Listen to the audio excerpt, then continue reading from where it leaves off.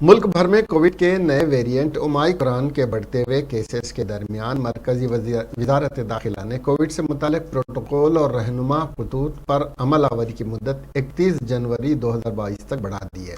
اور تمام ریاستوں اور مرکزی زیر کنٹرول علاقوں سے کہا ہے کہ اس پر سختی سے عمل درآمد کیا جائے۔ مرکزی داخلہ سیکریٹری اجے بھلا نے پیر کو تمام ریاستوں، مرکز کے زیر انتظام علاقوں،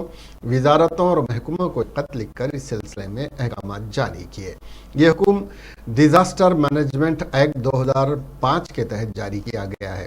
جمعرات کو وزیر اعظم نریندر مودی کی طرف سے ملک بھر میں کووڈ کی صورتحال کا جائزہ لینے کے بعد جاری کردہ حکم میں کہا گیا ہے کہ ریاستوں اور مرکز کے زیر انتظام علاقوں کو کووڈ وائرس کی صورتحال کے مطابق بھیڑ کو کنٹرول کرنے کے لیے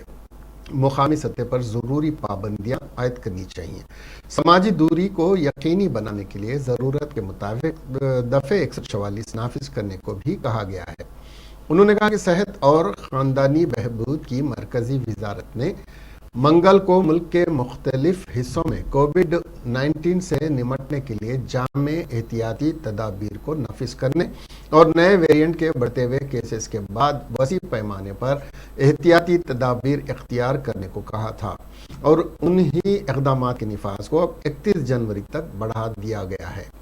مسٹر بھلا نے تمام ریاستوں اور مرکز کے زیر انتظام علاقوں کے چیف سیکریٹریوں سے کہا ہے کہ وہ ان اقدامات اور رہنما خطوط کو پورے ملک میں سختی سے نافذ کریں۔ خلاف ورزی کرنے والوں کے خلاف ڈیزاسٹرز مینجمنٹ ایکٹ کی دفعہ 51 تا 60 اور تعزیرات ہند کی دفعہ 188 اور دیگر قانونی دفعات کے تحت کارروائی کی جائے گی۔